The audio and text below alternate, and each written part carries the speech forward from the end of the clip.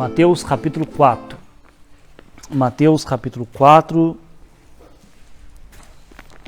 Hoje, a partir do versículo 12 até o versículo 25. Mateus capítulo 4. Bom dia tem que ser com alegria, né? Que aí desperta a gente, dá aquele up, né? Injeção de ânimo. Mateus capítulo 4, a partir do versículo 12. Nós vamos ler então esse texto aí.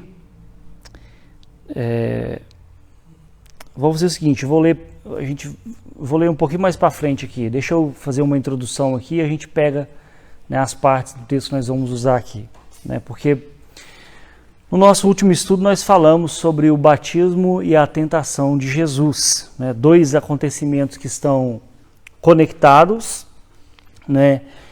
Apesar de acontecerem em lugares distintos, né?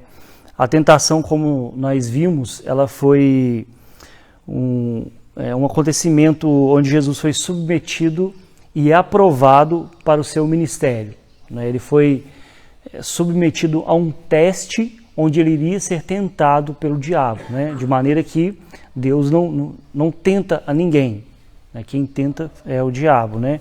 E Jesus passou por esse teste, né? E agora ele está então aprovado para começar o seu ministério, né?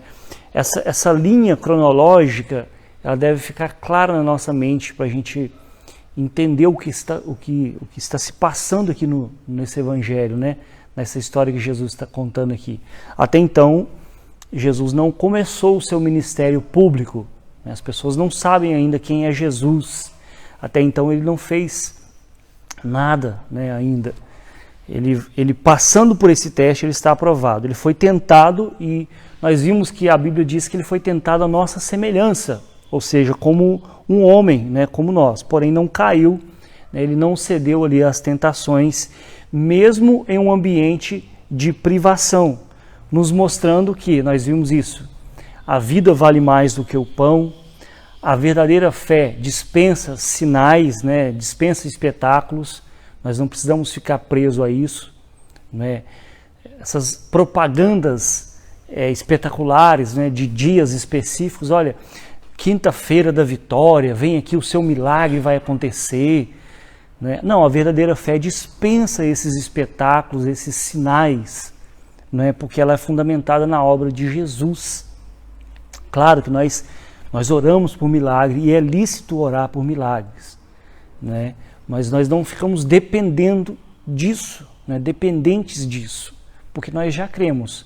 Os sinais, na verdade, numa outra oportunidade, quando a gente for estudar o Evangelho de João, nós vamos ver que os sinais, os milagres, eles são descritos na Bíblia como sinais. Sinais que apontam para o que Jesus é, né, para o que ele veio fazer. Então o milagre tem esse sentido. Ou seja, se nós cremos em Jesus, nós não dependemos mais dos milagres. Dos milagres, né, entre parênteses, extraordinários, né, porque nós vivemos milagres, né, diariamente.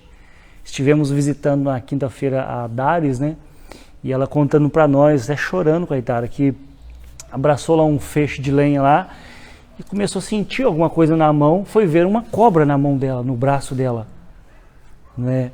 E ela soltou assim, a cobra foi embora, né? E ela contando assim com alegria, né? Né? Que milagre, né? Uma cobra muito venenosa, né? Então nós experimentamos esses milagres, né, no dia a dia, né? E nós vimos também, dentro daquela questão da tentação de Jesus, que o caminho mais curto nem sempre é a vontade de Deus. Satanás ofereceu para Jesus o caminho mais curto ali. Para que você vai passar pela cruz? Basta você se prostrar e me adorar, né? E tudo isso te darei.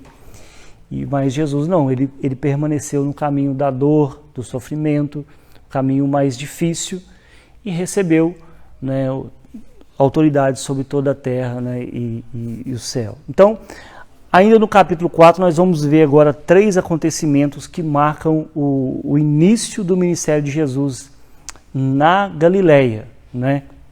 Que é sua mensagem, seus discípulos e a sua fama naquela região. Grande parte do ministério de Jesus acontece naquela região, né, na região da Galileia. Pensando assim no mapa, pensa no mapa. Jerusalém está aqui no sul, é como se fosse Jerusalém aqui, né, em Rio do Sul, e a Galileia lá em Minas, né? Assim, estou tentando fazer em proporção, que na verdade seria até mais perto, né? Mas proporcionalmente, assim, para a gente entender aqui, né? Jerusalém aqui no sul e a Galileia lá em Minas, né? E grande parte do ministério de Jesus acontece naquela região para onde ele está caminhando de volta agora, salvo algumas vezes onde ele vem de lá, né, da Galileia para Jerusalém por ocasião daquelas festas, que era comum eles irem, né, para Jerusalém, Páscoa, Pentecostes, festa dos tabernáculos. Quando tinha essas festas, eles saíam das suas cidades e iam para Jerusalém. Jesus fazia a mesma coisa. Então, pensando que talvez você ainda não tenha compreendido essas distinções de lugares, nós vamos tentar esclarecer aqui onde era a Galileia e a importância, né, de Mateus destacar aqui esse lugar como início do ministério de Jesus. Observe que antes Jesus tinha saído da Galileia para ser batizado no Rio Jordão, capítulo 3, versículo 13, né, onde diz assim: por esse tempo dirigiu-se Jesus da Galileia para o Jordão a fim de que João o batizasse. Uma distância ali considerável, né? Então ele agora está retornando para lá. Porém ele faz isso seguindo aquele cronograma que eu já destaquei aqui algumas vezes, que está que foi pontuado lá no Antigo Testamento pelos profetas, né, pela lei. Por que Jesus vai da Galileia para o Rio Jordão ser batizado? Né? Porque ele está seguindo um cronograma. E ele volta também com esse propósito, porque ele está seguindo um cronograma. Então nós vamos ler agora aqui a partir do versículo 12 até o versículo 17, depois nós lemos o restante. Diz assim: ouvindo, porém, Jesus que João fora preso, retirou-se para a Galileia, e deixando Nazaré, foi morar em Cafarnaum, situada à beira-mar, nos confins de Zebulon e Naftali, para que se cumprisse o que fora dito por intermédio do profeta Isaías. Observe que algumas vezes Mateus destaca qual profeta, outras vezes não, ele só fala para que se cumprisse o que fora dito por intermédio dos profetas. Aqui ele não, ele especifica, né, o endereço aqui, né, por intermédio do profeta Isaías. Qual que é a profecia? Terra de Zebulon, terra de Naftali, caminho do mar, além do Jordão, Galileia dos gentios. O povo que jazia em trevas viu grande luz, e aos que viviam na região e sombra da morte, resplandeceu-lhes a luz. Daí por diante passou Jesus a pregar e a dizer: arrependei-vos, porque está próximo o reino dos céus. Então o primeiro ponto aqui nosso é sobre a mensagem de Jesus. O versículo 17 diz que a mensagem de Jesus era: arrependei-vos, porque está próximo o reino dos céus. E essa também era a mensagem de João Batista. No capítulo 3, versículo 2, né, João Batista prega da mesma forma: olha, arrependei-vos, porque está próximo o reino dos céus. E é interessante pensar que existe um contraste no batismo, né? Tem essa diferença do batismo que João fazia e o batismo de Jesus. O batismo de João era para arrependimento, né, apontando para aquele que viria. E o batismo de Jesus, nós vimos, é o batismo com o Espírito Santo, quando ele faz a separação, né, ele batiza com o Espírito Santo, conversão, e batiza com fogo, né, que é a condenação, nós vimos isso. A palavra aqui,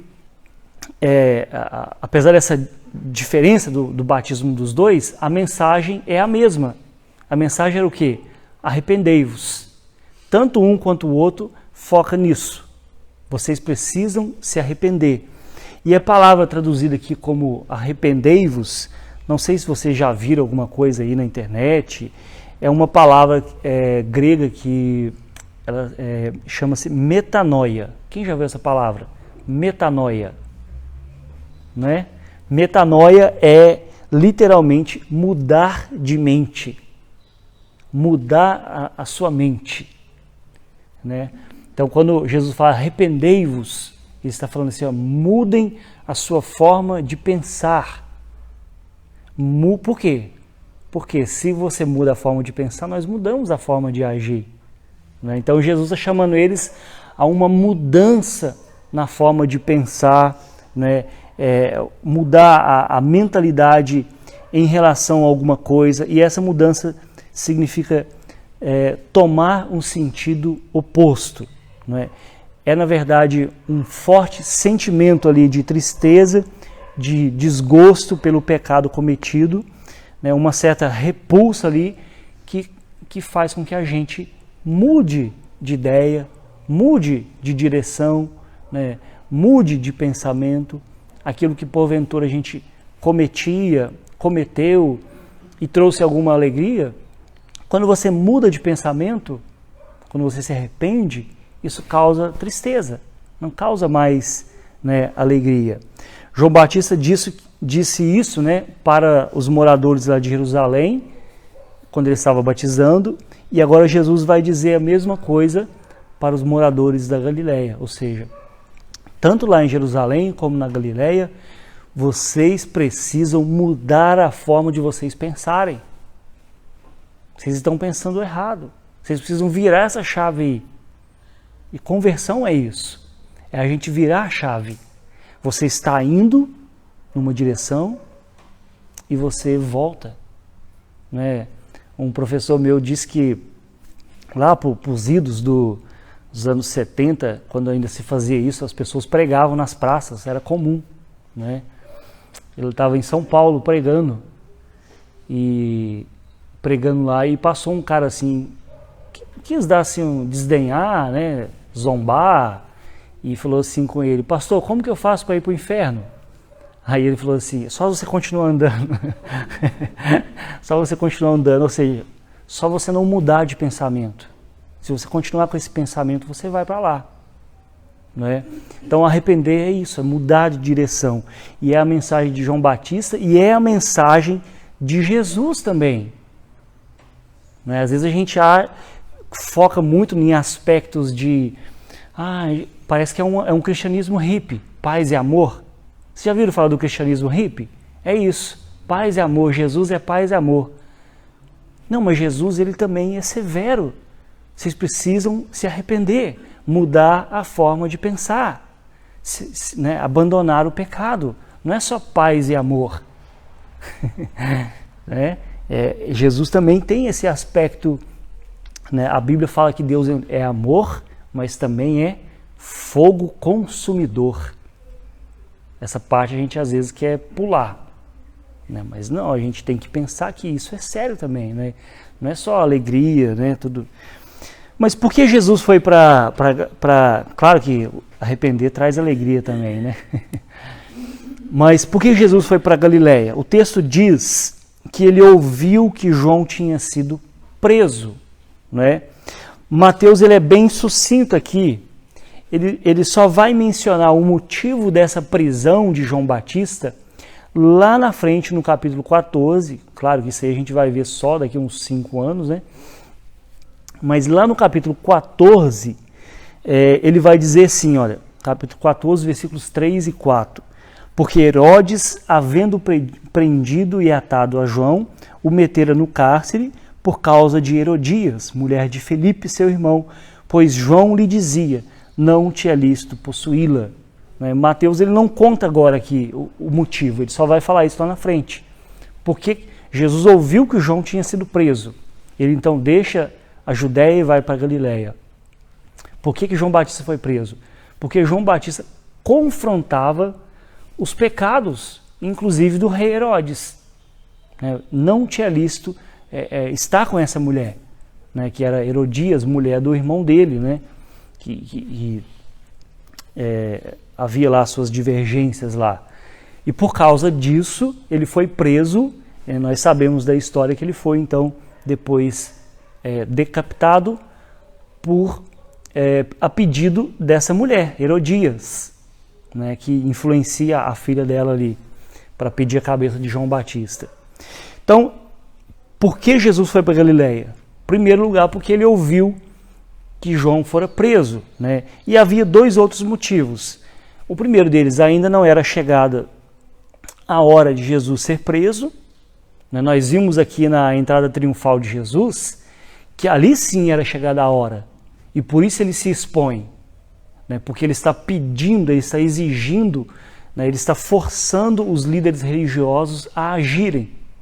Mas agora ainda não é chegada a sua hora, né? Ele está no início do seu ministério, então por isso ele vai se afastar daquela região. Ele ainda não quer um confronto ainda com a liderança política, né, e religiosa ali de Jerusalém, né?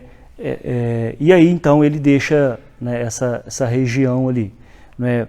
João Evangelista, ele vai dizer assim sobre esse texto aqui: quando, pois, o Senhor veio a saber que os fariseus tinham ouvido dizer que ele, Jesus, fazia e batizava mais discípulos do que João, né, se bem que Jesus mesmo não batizava, está em João capítulo 4, deixou a Judéia, retirando-se outra vez para a Galileia, e era-lhe necessário atravessar a província de Samaria.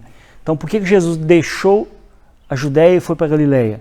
Em primeiro lugar, porque ele ouviu que João fora preso.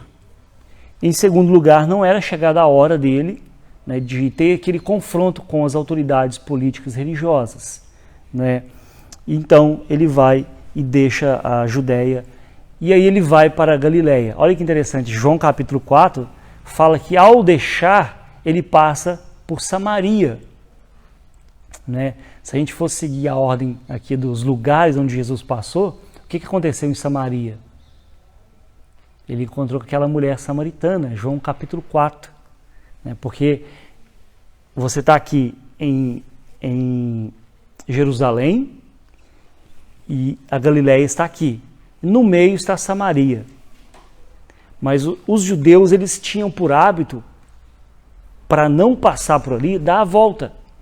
Mas Jesus não, ele passa, atravessa a região de Samaria, porque era necessário passar por ali, daí onde ele encontra com aquela mulher samaritana, nesse caminho de Jesus. Então, ao se afastar, Jesus está também seguindo o cronograma que a gente tem falado aqui. A razão é apresentada nos versículos 14 a 16, para que se cumprisse o que fora dito por intermédio do profeta Isaías. Mais uma vez, nós temos aqui a importância que Mateus dava em provar que Jesus estava cumprindo cada uma daquelas profecias do Antigo Testamento. Lembrando, lá no início nós falamos isso, Mateus está escrevendo para um público judeu. Então ele quer mostrar para eles que Jesus é o Messias prometido para eles. Por isso ele está sempre linkando isso. Olha, isso aqui aconteceu para que se cumprisse o que fora dito por intermédio do profeta Isaías. Ele vai fazendo esses links aqui. A profecia de Isaías está no capítulo 9 de Isaías, versículos 1 e 2. Ela é muito interessante, porque ela nos mostra que Deus, em sua infinita misericórdia e graça, ele não enviou o seu Filho ou principalmente, né, àquela aristocracia e nobreza lá de Jerusalém. O foco de Deus enviar seu Filho não era para esses nobres ali de Jerusalém. Tanto é que nós vimos isso no início, quando Jesus nasceu, eles mesmos não sabiam que Jesus tinha nascido. Herodes ficou assim, eu não sei onde, quando os magos vieram interrogar ele, onde é que Jesus... Não sei, vamos perguntar aqui os escribas. Né? Então, essa profecia nos mostra que Deus, ele enviou o seu Filho aqui na sua misericórdia, na sua graça, mas não foi, né, aquela aristocracia, nobreza, mas sim as pessoas que eram desprezadas lá da região da Galileia, né? Pessoas que eram afligidas, em grande parte pessoas ignorantes. Por quê? Porque havia ali Nós já falamos sobre isso, uma mistura de povos gentios com povos judeus, não é? E com isso, automaticamente, havia esse elemento do paganismo. Por que então que havia um certo desprezo com respeito aos galileus? Porque eles eram, né, povos, na sua maioria, miscigenados. Né? Havia aquela mistura, os judeus olhavam para eles com certo desprezo, porque houve ali uma miscigenação de povos. Né? O texto de Isaías fala assim, olha, Isaías capítulo 9, versículos 1 e 2. Mas para a terra que estava aflita não continuará a obscuridade. Deus, nos primeiros tempos, tornou desprezível a terra de Zebulon e a terra de Naftali, mas nos últimos tornará glorioso o caminho do mar, além do Jordão, Galileia dos gentios. O povo que andava em trevas viu grande luz, e aos que viviam na região da sombra da morte, resplandeceu-lhes a luz. Olha, este povo que estava em trevas, estava justamente em trevas por causa do forte elemento do paganismo que era infiltrado ali, que foi infiltrado e deixando o povo ali às cegas, né, na idolatria. Onde existe paganismo, e a gente está passando, o mundo está passando por um tempo complexo, onde práticas pagãs, né, têm tomado conta da sociedade, né, práticas como aborto e as pessoas festejando, porque isso era prática pagã. Né? Inclusive era oferecido, né? As crianças recém-nascidas, elas eram oferecidas em holocaustos, né? Em sacrifícios àqueles ídolos. O paganismo, ele é terrível, e onde ele chega, automaticamente, onde predomina o paganismo, automaticamente despenca a moral, a ética, né, a espiritualidade, as pessoas ficam cegas. Né? Quando o texto fala que eles viviam, né, na região das trevas, né, na região da sombra da morte, é por isso, porque havia esse forte elemento do paganismo ali presente, predominando ali naquela região. Zebulon e Naftali eram tribos de Israel que entraram na terra prometida. Se a gente for pegar lá no início, né, os filhos de Jacó, Jacó tinha quantos filhos mesmo? 12 filhos. Né? Dentre esses filhos tinha também ali, né, Zebulon e Naftali, que eram tribos de Israel. Né? E quando eles entraram na terra prometida, eles não retiraram, por ordem de Deus, Deus, né, pediu para que eles retirassem os moradores daquela terra, porque eram pagãos. Eles não retiraram. E o problema é que essas práticas pagãs desses povos acabaram sendo assimiladas pelos judeus, além de ter aquela união que nós chamamos de, às vezes, de casamento misto, né? Hoje, onde um crente casa com um descrente, né? E aí um cristão casa com um não cristão. E o que, consequentemente, acaba gerando conflitos, por exemplo, na criação dos filhos. Às vezes, quando um ou outro, quando o que é cristão não é muito convicto, quero falar sobre isso um pouco hoje à noite, ele acaba cedendo. Né? E isso aconteceu lá, porque eles não expulsaram os moradores daquela terra, as tribos de Zebulon e Naftali, eles então acabaram assimilando as práticas desses povos. Consequentemente, aquela região da Galileia, né, o texto é muito claro em dizer assim, olha, terra de Zebulon, terra de Naftali, caminho do mar, além do Jordão, Galileia dos gentios. Era onde essas tribos se instalaram, porque por eles não terem cumprido a palavra de Deus, houve então ali uma influência forte desses povos. Consequentemente, a espiritualidade foi lá embaixo, a moral foi lá embaixo, né, a ética e tudo mais. Além de que, nós mencionamos isso também, aquela região foi conquistada pela Assíria. E o rei da Assíria com A no início, Assíria, é diferente de Síria, né, sem o A, porque existia tanto a Assíria e Síria. O rei da Assíria, ficava lá perto da Babilônia, ele veio, levou os povos dessa região para lá e trouxe pessoas de lá para cá. Consequentemente, o que aconteceu? Né? Houve também essa mistura, essa miscigenação, tanto de casamentos, quanto também de assimilação da prática desses povos. Porque eles vinham com outros deuses, eles vinham com outra religião.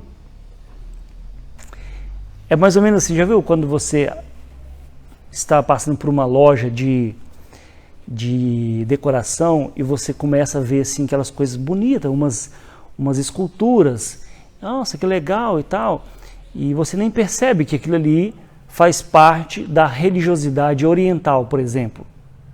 E você compra, traz para sua casa, você acaba enfeitando a sua casa com várias coisas que são elementos da espiritualidade, seja lá, sei lá, pode ser hindu, né, ou budista, né?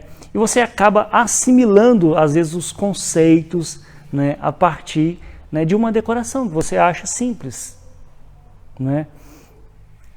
A gente tem que prestar muita atenção sobre essas coisas. Nós acabamos trazendo para perto de nós, para dentro de casa, elementos que fazem parte, às vezes, da espiritualidade de outros povos, né? A gente tem que fazer essa distinção aí, o que é uma questão somente de cultura e que é uma questão, né, religiosa, né, de adoração, né, que nós trazemos para as nossas casas. Então, daí a referência, então, à região da Galileia dos gentios, é por causa dessa junção, vários povos vieram habitar ali naquela região, né, da Galileia. Os judeus que permaneceram lá, eles não tiveram força suficiente para influenciar culturalmente, religiosamente, e eles acabaram sendo, né, engolidos ali pela religião desses outros povos, né? E daí, quando Jesus sai da Judéia e vai para a Galileia, eles viram uma grande luz, né? O texto, ele diz assim: o povo que jazia em trevas, ou seja, o povo da Galileia, viu grande luz, e aos que viviam na região da sombra da morte, resplandeceu-lhes a luz. Por que eles viram uma grande luz? Justamente porque a luz do mundo foi até eles. Jesus se dirigiu até eles, né? É claro que a Galileia não era o único lugar onde as pessoas estavam em trevas, né, no mundo. Havia vários lugares do mundo que estava ali em trevas, né? Essa sombra da morte ali, essa sombra das trevas, cobria boa parte do mundo, porque até então, somente ali naquela região de Jerusalém, da Judéia, é que eles tinham a palavra de Deus, a lei de Deus. E a lei de Deus é a palavra de Deus que traz luz para o mundo, que orienta, né? Tanto é que quando o cristianismo ele sai, né, daquela região, aquela explosão, né, de cristãos no mundo, ele sai irradiando a luz de Cristo.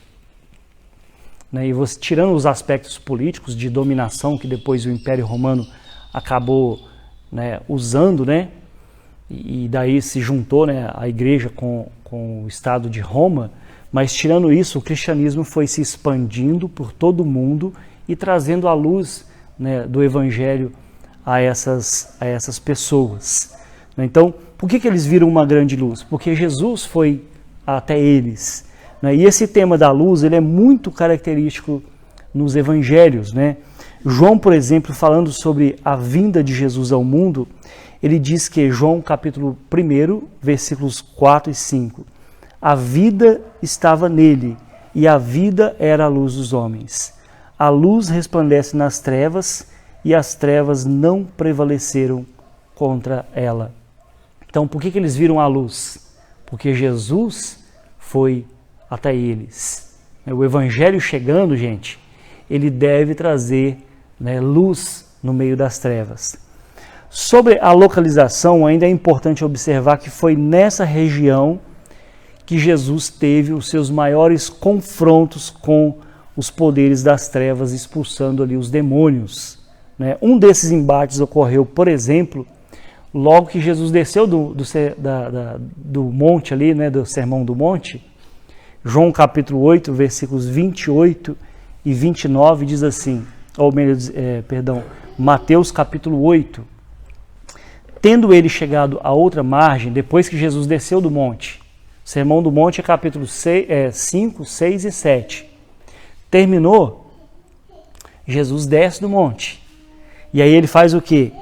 Pega o barco, tendo ele chegado a outra margem, a terra dos Gadarenos, vieram-lhe ao encontro 2 endemoniados, saindo dentre os sepulcros, e a tal ponto furiosos que ninguém podia passar por aquele caminho.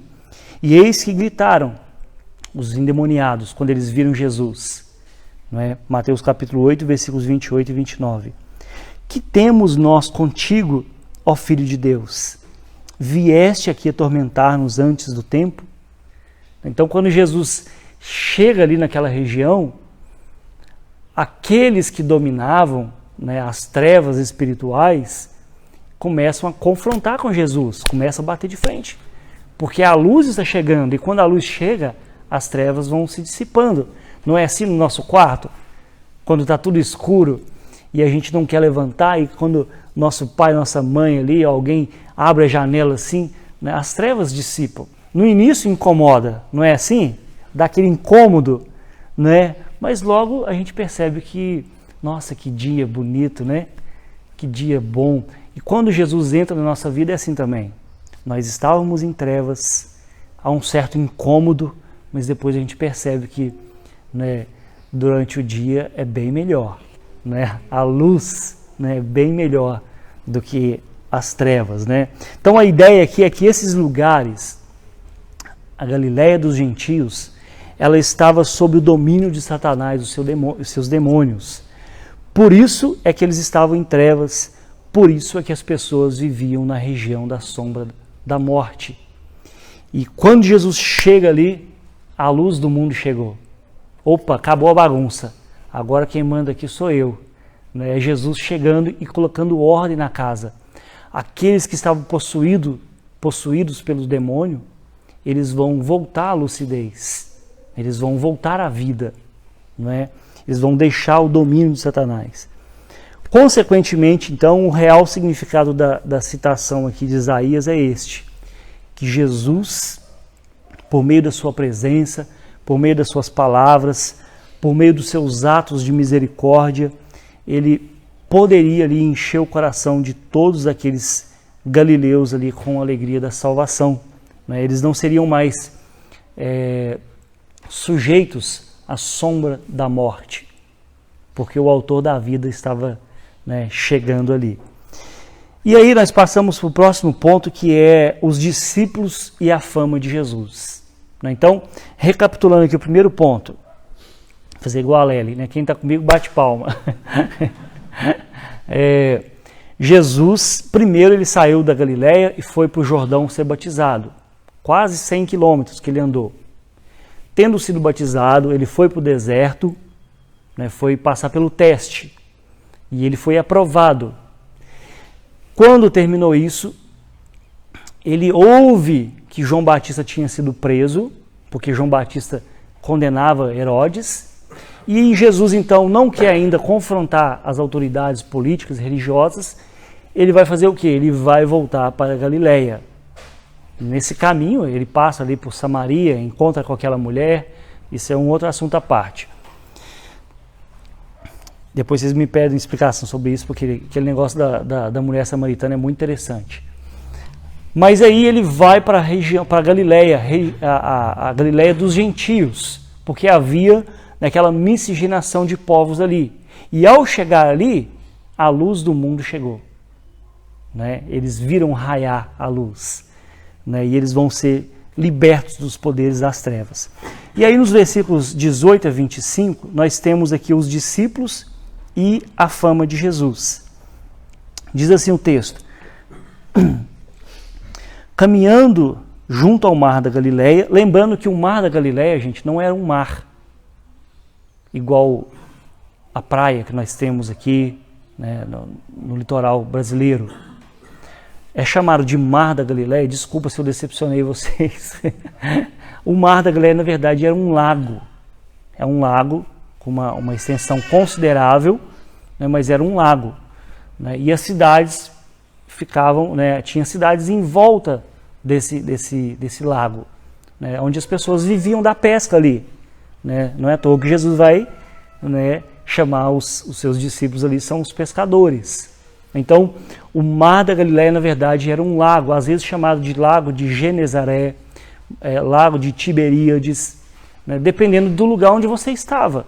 Jesus atravessava, por exemplo, foi nesse Mar da Galileia que Jesus, atravessando ali, né, os seus discípulos atravessando, né, ele vai ao encontro deles, né, por sobre as águas. É nesse mesmo mar. Depois eu aconselho vocês a dar uma olhada. Algumas Bíblias têm um mapa no final, você vai ver lá o lago, né, que é chamado também de Mar da Galileia. Né? Então, caminhando junto ao Mar da Galileia, viu dois irmãos, Simão, chamado Pedro, e André, que lançavam as redes ao mar, porque eram pescadores. E disse-lhes: vinde após mim, e eu vos farei pescadores de homens. Então eles deixaram imediatamente as redes e o seguiram. Passando adiante, viu outros dois irmãos, Tiago, filho de Zebedeu, e João, seu irmão, que estavam no barco em companhia de seu pai, consertando as redes, e chamou-os. Então eles, no mesmo instante, deixando o barco e seu pai, o seguiram. Percorria Jesus toda a Galileia, né, ensinando nas sinagogas, pregando o evangelho do reino e curando toda sorte de doenças e enfermidades entre o povo. E a sua fama correu por toda a Síria. Síria, tá vendo? Síria. Trouxeram-lhe então todos os doentes, acometidos de várias enfermidades e tormentos, endemoniados, lunáticos e paralíticos, e ele os curou. E da Galileia, Decápolis. Decápolis é uma região de 10 cidades. Decápolis, né? Polis é cidade, né? E Decápolis seria 10 cidades. Galileia, Decápolis, Jerusalém, Judéia e da além do Jordão, numerosas multidões o seguiam. Então, inicialmente, Mateus não relata aqui o chamado de todos os 12 discípulos, todos os 12 apóstolos, né? Mas apenas 4 deles aqui, né? Identificados aqui como Pedro e André, que eram irmãos, né? E Tiago e João, que eram também irmãos. E é importante observar desde o início que os termos bíblicos para apóstolo e discípulo, eles não devem ser usados indistintamente. Como assim, pastor? Simples, né? Existe uma diferença entre apóstolo e discípulo. A palavra grega para discípulo significa justamente, somente, aquele que é um aprendiz. Então, quando a gente vai fazer um discipulado, né, normalmente a pessoa é um aprendiz, né, que está aprendendo as coisas básicas ali da fé cristã. O termo apóstolo, ele se refere a alguém que é encarregado de falar no lugar de outra pessoa, né, com a mesma autoridade. Então, a palavra apóstolo, ela significa enviado. Enviado com o propósito de anunciar, de falar com a mesma autoridade daquele que enviou. Nesse sentido, todos os cristãos são enviados, entre aspas, apóstolos, porque nós estamos pegando o sentido da palavra do dicionário, enviados. Mas no sentido restrito, só existem, né, 12 apóstolos, né, que foram aqueles escolhidos por Jesus. Né? Você pode colocar 13, porque Judas suicidou, mas depois veio Paulo. Não é? Preste bem atenção, hoje não existe apóstolo, gente. Não sei se eu decepcionei vocês de novo, mas hoje não existe apóstolo. quem quer que seja que está usando esse título, está usurpando ilegalmente, não biblicamente, talvez para trazer assim, uma conotação de maior autoridade, tipo assim, você é pastor? Eu sou apóstolo, né? Pastor está aqui, apóstolo está aqui, né? Seria mais ou menos assim. Não existe apóstolo hoje, né? Pode ser mais bonito que for, mais rico que for, não existe apóstolo, né? São aqueles inicialmente que caminharam com Jesus e depois o apóstolo Paulo, né? Então esse termo apóstolo, ele é restrito àqueles lá, né? Aqueles que já morreram. Hoje, se você ver algum apóstolo, ele sai correndo, porque se não é um fantasma, é um impostor, tá bom? Né? A gente tem que especificar isso. Então, um aspecto que diferencia apóstolo de discípulo é que discípulos somos todos nós. Agora, o apóstolo, ele é alguém a quem Jesus vai depois nomear como apóstolo e enviar. Eles passaram por um período de formação e depois Jesus vai enviar eles. Agora, um aspecto que diferencia Jesus dos demais mestres daquele tempo é que, preste bem atenção, a Thaís fala que eu gosto de falar isso, né, Thaís? Preste bem atenção, né? É foco aqui, né? A Lely faz assim, né? Quem está comigo? Jesus, a diferença dele com os outros mestres é que, ao invés do aprendiz ir até o mestre, até o professor, Jesus é que vai até o aluno, o aprendiz, né? Ao invés do aprendiz escolher com qual mestre ele queria aprender, Jesus escolhe quem ele quer ensinar.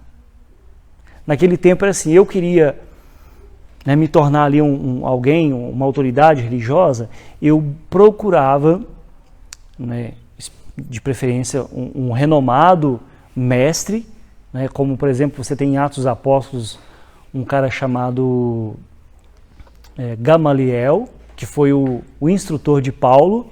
Eu ia até ele, e ele poderia me aceitar ou não como um aprendiz.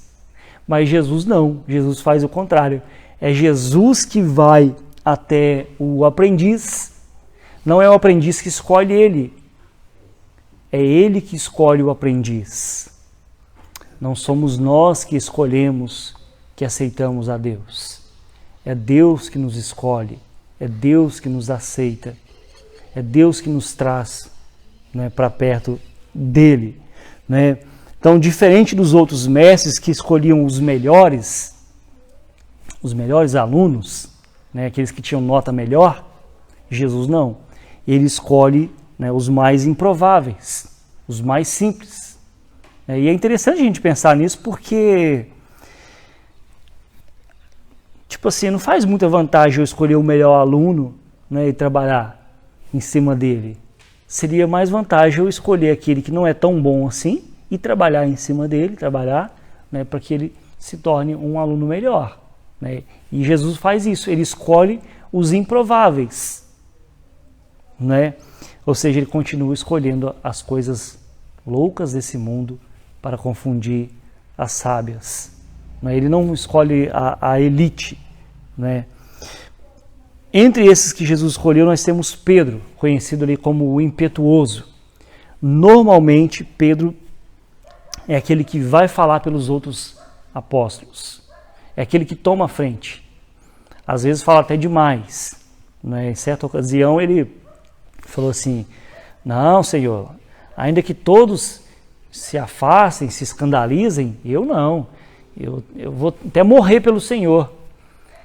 E é interessante que Jesus não passa pano para Pedro, né? Ele fala assim, arreda-te, Satanás, né?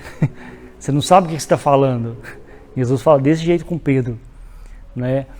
Pedro é aquele que fala e às vezes até fala demais, né? E quando ele é submetido a uma pressão, ele vai negar Jesus. Mas mesmo assim, Jesus não nega Pedro, né? Jesus não desiste de Pedro. Olha que interessante, Jesus é o mestre diferente dos outros mestres, porque ele não vai escolher aquele que é o melhor. Ele vai escolher um Pedro, que é impetuoso, que fala demais, que acha que é o bom, mas que na hora do aperto ele sai correndo, não é? E mesmo assim Jesus aceita ele, abraça ele, caminha com ele. Depois nós temos André, que é o irmão de Pedro. Eu não vou ler aqui porque não vai dar tempo, mas André, ele, apesar de depois, né, não se falar muito dele, ele é alguém que está sempre trazendo as pessoas até Jesus. João capítulo 12, por exemplo, ele traz ali os gregos que queriam ver Jesus. É ele que faz essa ponte. Né? Ele está ali no início do ministério de Jesus, em João capítulo 1, trazendo, por exemplo, conversando com Natanael, né? Trazendo as pessoas até Jesus. Depois a gente não sabemos mais o que aconteceu com ele, a não ser por um fato aqui que eu vou mencionar, que é conhecido pela história. Tiago, né, o filho de Zebedeu ali, ele foi o primeiro a ser martirizado. Né? Isso está inclusive dentro do próprio texto da Bíblia. Né? Em Atos capítulo 12, Tiago ele vai ser morto ali por Herodes. Então ele é o primeiro dos apóstolos que morreram pelo Evangelho. Tiago / irmão de João o apóstolo, porque Jesus tinha um irmão também que se chama Tiago, né, que escreveu lá na frente a carta de Tiago. Esse Tiago aqui é o irmão de João. E João, né, o seu irmão, que é chamado também o discípulo a quem Jesus amava. Né? Estes são os quatro homens que foram chamados ao discipulado. Pedro, a Bíblia não fala disso, nos livros de história da igreja conta-se que Pedro foi crucificado de cabeça para baixo. André foi crucificado numa cruz em forma de X, porque diz a história que ele afirmou que não podia pregar a respeito da cruz sem aceitar a oportunidade de ser morto também em uma cruz. Né? Tanto é que hoje a gente tem a cruz de Santo André. Né? Quem já ouviu falar sobre isso? É um X, né? Basicamente, a cruz de Santo André, né? Em referência a ele, porque ele foi morto numa cruz em forma, né, de X. Temos também o Tiago, que eu falei que foi morto o primeiro, e o outro é João. João, ao que parece, ele não foi morto, não foi martirizado, né? Talvez tenha morrido mesmo com o tempo mesmo. Ele foi o apóstolo que mais viveu, né? Inclusive ele escreve o Evangelho de João, ele escreve 1ª, 2ª e 3ª João, né? Aquelas epístolas de João, e ele escreve também o livro de Apocalipse, enquanto ele estava exilado na ilha de Patmos, né? O último livro da Bíblia. Então João, ele foi o último apóstolo a morrer. Acredita-se que de causas naturais, né? Porque ele estava exilado na ilha de Patmos. Esses são os 4 primeiros, né? Claro que depois Jesus vai chamar outros, né? E o próximo ponto para a gente encerrar aqui é sobre a fama de Jesus, nos versículos 23 a 25. Né? Diferente de João Batista que pregava e ensinava, melhor dizendo, diferente de João Batista, que João Batista só pregava, né? Jesus não, ele pregava, ensinava e curava. E diferente de João Batista também, Jesus ensinava nas sinagogas, de maneira que ele teve uma vida social. João Batista ficou mais afastado da sociedade, né? Ele pregava no deserto, né? Quando ele ia para a cidade, ele causava confusão, né? Foi lá, pregou para Herodes, falou que ele estava em pecado, Herodes vai e prende ele, né? Era melhor ter ficado no deserto lá. Mas Jesus não, Jesus ele tinha uma vida social. Ele ia na festa de casamento, né? Acabava o vinho, ele multiplicava, transformava a água em vinho ali, para deixar o povo alegre, né? Ele estava sempre em banquetes, né? Então, existe essa diferença do ministério ali de Jesus com João Batista, né? E um dos aspectos aqui é que ele, além de pregar, que tem um sentido mais de chamar, ele também ensinava. Ele tinha esse aspecto de mestre, né, de estar caminhando com os discípulos, de estar pegando ali os pormenores da lei, aplicando essas coisas na vida. E essa parte do texto descreve aqui a característica do ministério de Jesus. Ensino nas sinagogas, pregação pública e cura de todo tipo de doença e enfermidade. Né? Por quê? Os milagres de Jesus tinham sentido de confirmar sua mensagem, revelar que de fato ele era o Messias lá do Antigo Testamento, é por isso que ele fazia milagre. Não é? E também comprovarem que, em certo sentido, o reino de Deus inclui bênçãos não somente para a alma, mas também para o corpo. Então, por que Jesus curava, fazia os milagres? Para mostrar que o reino de Deus também, né, ele se estende, né, ao bem-estar físico também das pessoas. Então, não era desejo de Jesus ver as pessoas passando por doenças, né, opressão do inimigo. Ele vai, então, cura essas pessoas. Por causa disso, a fama de Jesus foi aumentando, né? O texto fala assim, a sua fama correu por toda a Síria. E de longe, eles traziam os enfermos para que ele, né, os curasse. Mateus inclui entre as pessoas que recorriam a Jesus os endemoniados, os lunáticos e os paralíticos. E ele diz que ele curou a todos eles. Ou seja, a autoridade de Jesus não é somente sobre o reino dos homens, mas também sobre o reino das trevas. Porque em muitas ocasiões, essas pessoas que estavam passando por enfermidades, elas estavam, na verdade, possessas. Nós vimos isso aqui, por exemplo, outro dia que falamos sobre Mateus 17, quando Jesus desce do Monte da Transfiguração, ele encontra com um pai, que o pai descreve o menino como tendo crises epiléticas. Mas Jesus expulsa o demônio. Olha, na visão do pai, uma visão natural, o menino tinha crises.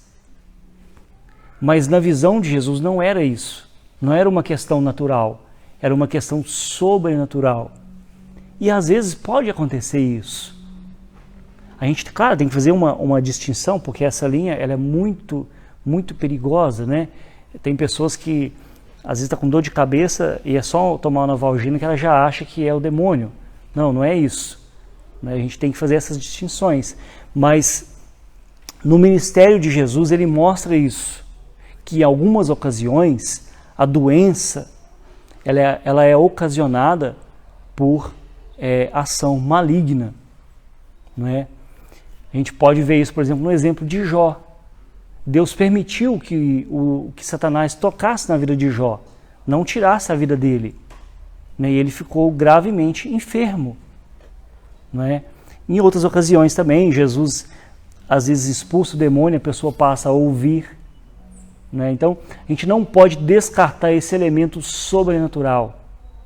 É muito danoso a fé quando nós descartamos os elementos sobrenaturais. Por isso que, dica do pastor, ao ter uma enfermidade, ora primeiro e depois procura a Amanda, né? que é a médica, né? Inclusive para que Deus use ela e os médicos, né, para distinguir, né, para diagnosticar, né, para trazer um medicamento, para que o medicamento faça efeito. Né? Mas, em primeiro lugar, vai no hospital, então ore primeiro e depois vá. Ore enquanto estiver indo, entendeu? Isso é o quê? Nós acreditamos que vivemos em dois reinos, né? Estamos aqui como peregrinos, mas nós somos de outra pátria. Nós somos seres também, né, espirituais. Então nós não podemos descartar essas questões sobrenaturais. Né? Tá com a enfermidade? Ora e procura o médico. Tá? Não descarta nenhuma das duas questões. Tá bom? Se você for no médico, não vai fazer nada de mal. Né? E se você for orar também, não vai também fazer nada de ruim. Né? Então, trabalhe nessas duas perspectivas aí. Né? Então, por causa disso, a fama de Jesus, né, percorreu ali por toda a região. E a gente vai concluir aqui. Porque esse texto nos fala de quê? Ele nos fala sobre, em primeiro lugar, da perseguição por causa da palavra de Deus. Ele começa falando que Jesus ouviu que João tinha sido preso. Né? João foi preso por quê? Porque ele pregava a palavra de Deus. Então ele nos fala da perseguição por causa da pregação. Né? Mas há também aqui algumas questões fundamentais, que é o quê? Não existe pregação do Evangelho, preste bem atenção, não existe pregação do Evangelho sem falar de arrependimento. Não existe esse Evangelho hippie, né, da paz e do amor. Quando falamos de arrependimento, precisamos expor o que é a condição de pecado da humanidade sem Cristo. A humanidade sem Cristo está em pecado, precisa o quê? Se arrepender. A humanidade sem Cristo é aquele homem que fala, o que eu tenho que fazer para ir para o inferno? Só continuar andando. Se não voltar, se não se arrepender, se não se converter, vai para lá. Jesus é muito categórico, arrependei-vos, porque o reino de Deus está chegando. Ou seja, abandonem a prática do pecado, abandonem o pecado, né? Mudem a sua percepção, mudem a sua forma de pensar. Então não basta falar que Deus é amor, se nós não falarmos também que Ele é fogo consumidor. A Bíblia fala isso, não é? A Bíblia fala muito sobre o inferno para nos falar da gravidade que é. E nós não podemos, meus irmãos, abandonar, né, os elementos essenciais da pregação. Então, quando você vai pregar o Evangelho, você precisa falar de arrependimento. Arrependei-vos, João Batista falava e Jesus também, né? Outra coisa que esse texto nos ensina, Jesus continua escolhendo as coisas loucas desse mundo. Ele não foi buscar ali os grandes filósofos ou os eloquentes pregadores do seu tempo. Ele não foi em busca, né, dos melhores. Né? Pelo contrário, ele vai para Galileia, né? Aqueles que estavam ali nas trevas, na região da sombra da morte. Ele vai buscar aqueles que são improváveis. E faz o quê? Trabalha na vida deles, né? E a despeito das suas imperfeições, ele vai usar eles. Não é? Claro que não quer dizer que entre aquela aristocracia de Jerusalém não tinha também as suas imperfeições. Claro que tinha, eles eram, né, todos eram, na verdade, imperfeitos. Não é? Mas o texto nos mostra que Jesus está preocupado com aqueles que estão na região da sombra da morte, que estão oprimidos pelo diabo, que estão, né, passando por dificuldades, e ele vai atrás dessas pessoas e faz deles, né, usa eles, transforma a vida deles para que a vida deles viesse a impactar o mundo. E por último, né, o ministério de Jesus se resume aí em ensinar, pregar e socorrer. Três missões fundamentais para cada um de nós. Ensinar, pregar e socorrer. Pregar tem esse aspecto público de chamar ao arrependimento.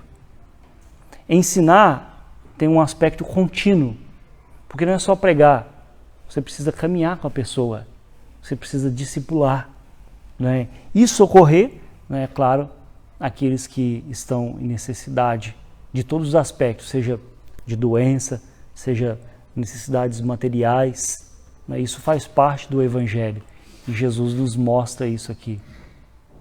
Tudo bem? Falei muito, né? Nossa. Claro que eu fico até assustado tanto que eu falo. Meu Deus.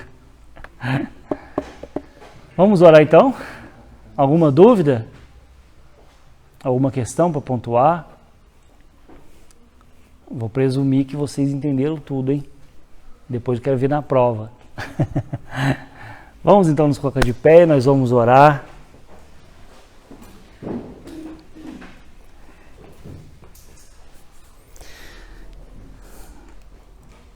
Obrigado, Senhor Deus, por Tua palavra. Tua palavra nos instrui a respeito da Tua obra por meio de Cristo Jesus, que pregou arrependimento, que curou, que ensinou, que escolheu aqueles que estavam na região da sombra da morte, vivendo, Deus, na escuridão. O Senhor levou luz até eles. Obrigado também porque o Senhor nos trouxe a luz do Evangelho. Por isso nós te pedimos que o Senhor também nos use para levar essa mesma luz do Evangelho àqueles que ainda permanecem na região da sombra da morte, aqueles que ainda permanecem nas trevas da idolatria, da superstição, aqueles que ainda permanecem obscurecidos, ó Pai, na sua visão espiritual, na sua visão a respeito do mundo, da vida e também da vida futura. Que o Senhor nos capacite, ó Deus, nessa missão, para pregar, ensinar e socorrer, Senhor. Leva-nos em segurança para os nossos lares e traga-nos essa noite mais uma vez para juntos te adorar e te bendizer. Amém.